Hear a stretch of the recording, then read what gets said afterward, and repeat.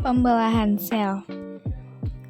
Materi 1. Pengertian pembelahan sel. 2. Tujuan pembelahan sel. 3. Jenis pembelahan sel. Pengertian pembelahan sel adalah kegiatan perbanyakan sel yang menyebabkan sel bertambah banyak, besar, dan berat, atau proses membelahnya sel induk menjadi dua atau lebih anakan. Pembelahan sel sangat penting bagi kelangsungan makhluk hidup. Tujuan pembelahan sel 1. Pertumbuhan. Salah satu ciri makhluk hidup adalah mengalami pertumbuhan. Makhluk hidup dapat tumbuh karena sel-selnya bertambah banyak. Semakin banyak sel pada makhluk hidup, maka semakin besar ukuran makhluk hidup itu. 2. Perbaikan atau regenerasi. Pada saat bagian tubuh mengalami luka, maka terjadi kerusakan jaringan. Perbaikan jaringan yang rusak pada tubuh tersebut adalah hasil dari proses pembelahan sel. 3. Reproduksi. Reproduksi atau perkembangbiakan adalah ciri makhluk hidup. Pada proses reproduksi aseksual, diperlukan sel kelamin untuk membentuk individu baru. Proses pembentukan sel kelamin ini dilakukan dengan cara pembelahan sel. Kesimpulan, pembelahan sel adalah proses membelahnya satu sel induk menjadi dua atau lebih sel anakan. Tujuannya 1. Pertumbuhan, 2. Perbaikan atau regenerasi, 3. Reproduksi. Proses pembentukan sel sperma dan sel telur melibatkan pembelahan sel. Jenis pembelahan sel A. Pembelahan mitosis dan B. Pembelahan meiosis. A. Pembelahan mitosis adalah pembelahan sel yang menghasilkan sel anak yang identik secara genetik dengan sel induk. Jika sel induk adalah sel otot, maka sel anak juga sel otot. Jika sel induk adalah sel kulit, maka sel anak juga sel kulit. Pembelahan mitosis terjadi pada sel somatik atau pada sel tubuh, yaitu pada saat pertumbuhan dan perbaikan kulit.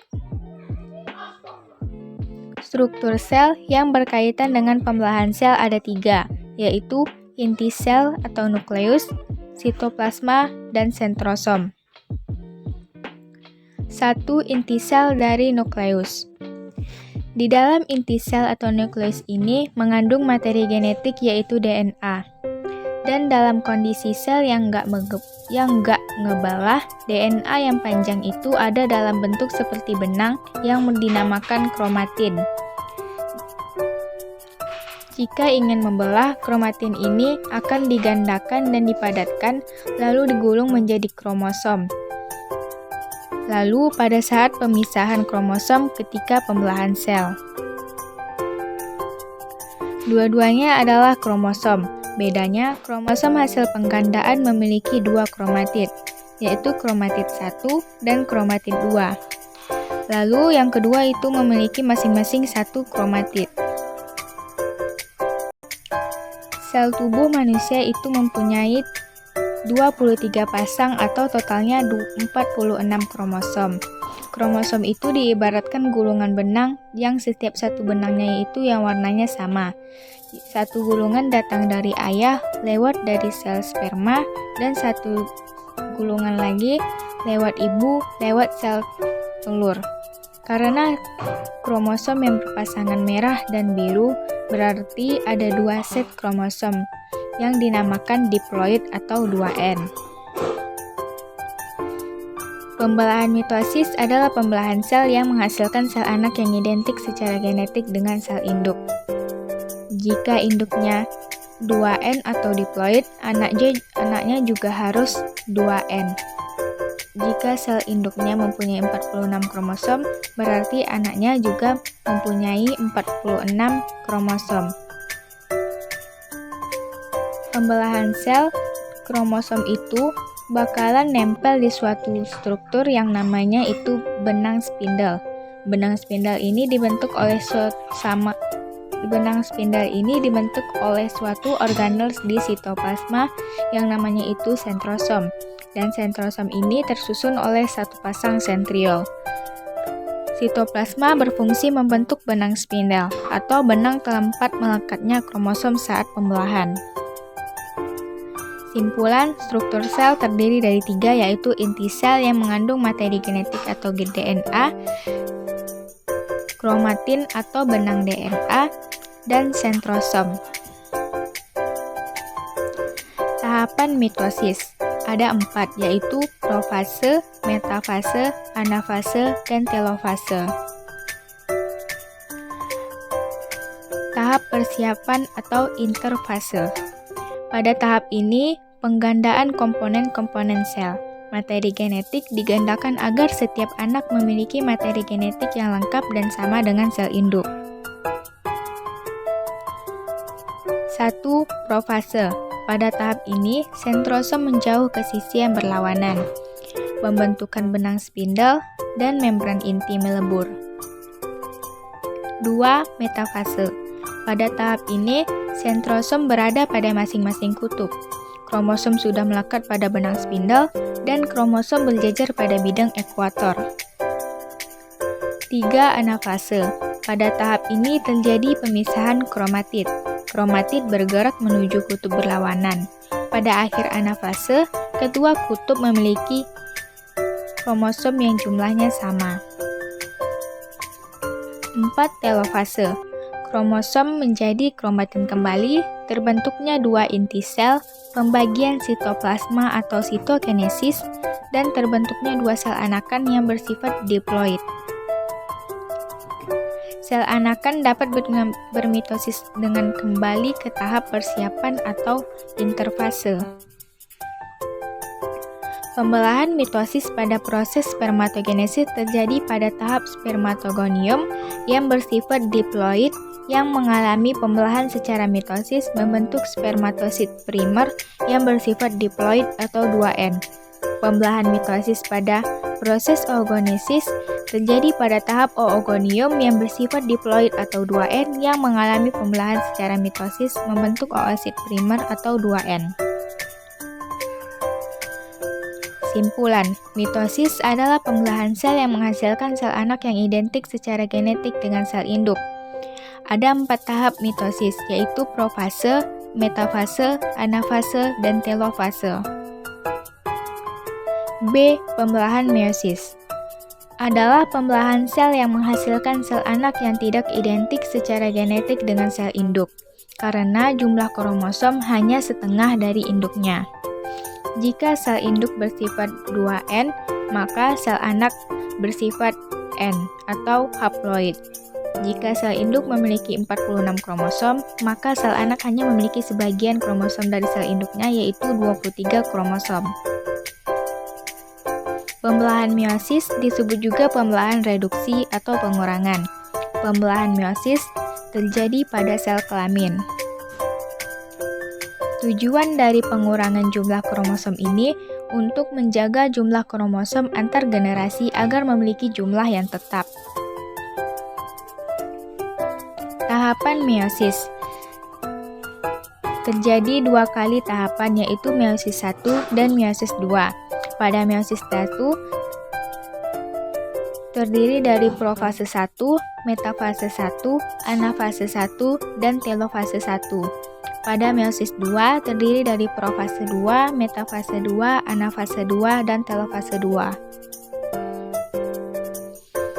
1. Profase 1. Pada tahap ini sentrosom menjauh ke sisi berlawanan.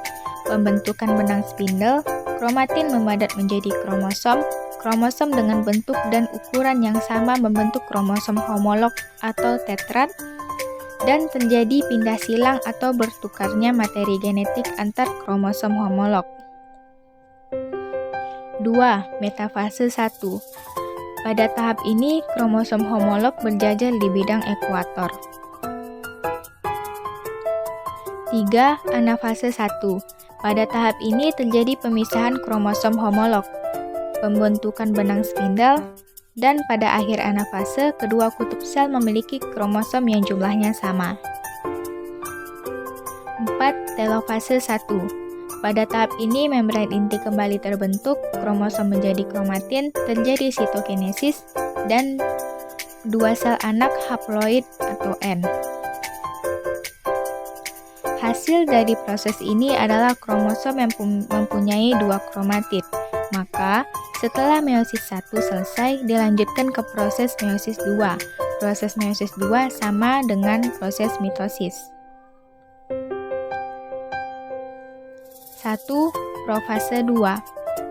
Pada tahap ini membran inti melebur, kromatin menjadi kromosom, terbentuknya benang spindel, dan sentrosom saling menjauh. 2. Metafase 2. Pada tahap ini, kromosom berjajar di bidang ekuator. 3. Anafase 2. Pada tahap ini terjadi pemisahan kromatid ke kutub berlawanan. 4. Telofase 2. Pada tahap ini membran inti kembali terbentuk, kromosom menjadi kromatin, dan terjadi sitokinesis. Pembelahan meiosis pada spermatogenesis terjadi pada tahap spermatosit primer yang bersifat diploid yang mengalami pembelahan meiosis tahap 1 membentuk spermatosit sekunder atau N.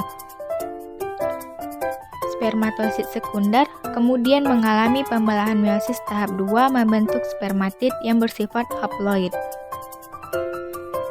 Pembelahan meiosis pada proses oogenesis terjadi pada tahap oosit primer yang bersifat diploid atau 2N yang mengalami pembelahan meiosis tahap 1 membentuk oosit sekunder yang bersifat haploid atau N dan satu polosit yang bersifat haploid.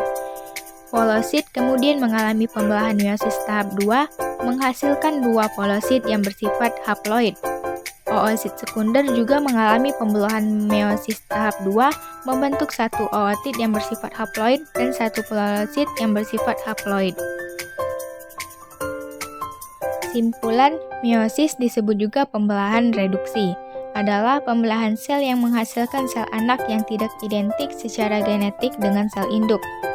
Terjadi dua kali proses yaitu meiosis 1 dan meiosis 2. Perbedaan mitosis dan meiosis.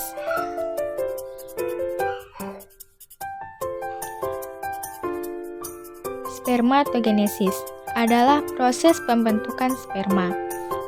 Spermatogenesis terjadi di testis dan dimulai pada saat pubertas.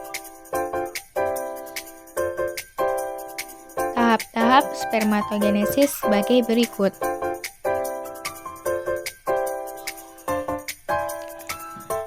Selanjutnya, oogenesis adalah proses pembentukan sel telur dan terjadi di ovarium, dimulai pada saat embrio, dilanjutkan saat pubertas, lalu ketika penetrasi sperma. Tahap-tahap oogenesis sebagai berikut. Perbedaan spermatogenesis dan oogenesis sebagai berikut.